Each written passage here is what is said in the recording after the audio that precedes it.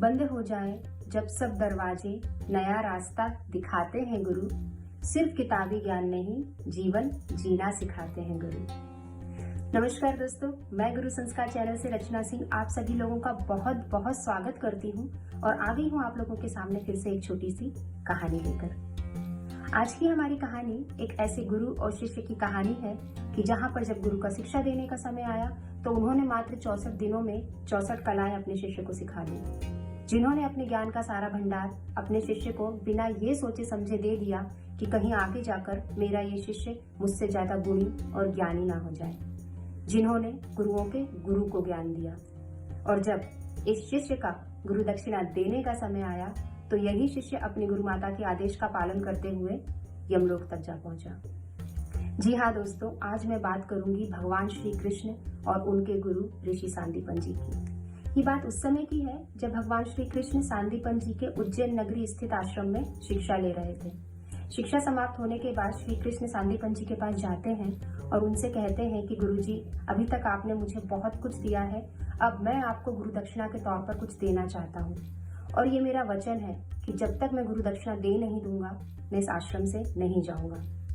सांदीपन जी ये बात सुन के कृष्ण जी से कहते हैं कि मुझे तुमसे कुछ नहीं चाहिए। इतने दिन तुम मेरे साथ बिल्कुल मेरे पुत्र की तरह रहे हो और मैंने ये जो पिता और पुत्र के प्यार का अनुभव किया है, मेरे लिए यही गुरु दक्षिणा है। इसके अलावा मैं तुमसे और कुछ भी अपेक्षा नहीं करता। सांदीपन जी की पत्नी वहीं पे खड़े होकर ये सारा संवाद सुन रही होती है। वो श्री कृष्ण से कहती है कि तुमने तो मेरे मन की बात जाने बिना वचन दे दिया।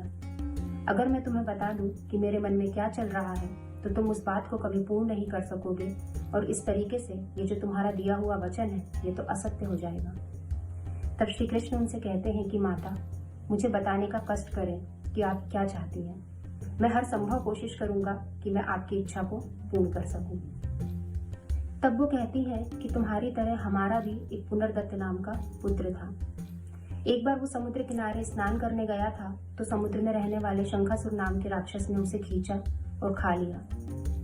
मैं हमेशा से चाहती हूँ कि मेरा पुत्र मुझे वापस मिल जाए, लेकिन मैं इस बात से भी अवगत हूँ कि मेरा पुत्र अब इस दुनिया में नहीं है। अब जो है ही नहीं तो मुझे कहाँ से लेकर आओगे और अपना वचन सत्य करोगे। ये सुन के श्री कृष्ण कहते हैं कि माता, ऐसा भी तो हो सकता है कि आपका पुत्र समुद्र की लहरों से बह के किसी दूसरे स्थान पर चला गया हो जहाँ वो जीवित और सुरक्षित हो। इतना कहकर श्री कृष्ण वहां से उठते हैं और प्रस्थान करते समय ये कहते हैं कि मैं आपके पुत्र को ढूंढने जा रहा हूँ और मेरा आपसे ये वचन है कि अब मैं उसी दिन इस आश्रम में आऊंगा जिस दिन आपका पुत्र मेरे साथ होगा। इतना कहके वो समुद्र किनारे जाते हैं और शंखासुर से मिलते हैं। दोनों के बीच में घमासान युद्ध होता है जिसमें शंखासुर मारा जाता है। श्री कृष्ण उसका पेट चीर के देखते हैं लेकिन उन्हें पुनर्दत्त नहीं मिलता। तब उन्हें समझ में आ जाता है कि पुनर्दत्त की मृत्यु हो चुकी है। इसके बाद श्री कृष्ण यमलोक जाते हैं। यमराज जी से आग्रह करते हैं कि पुनर्दत्त की जो ज्योति है वो उन्हें सौंप दी जाए।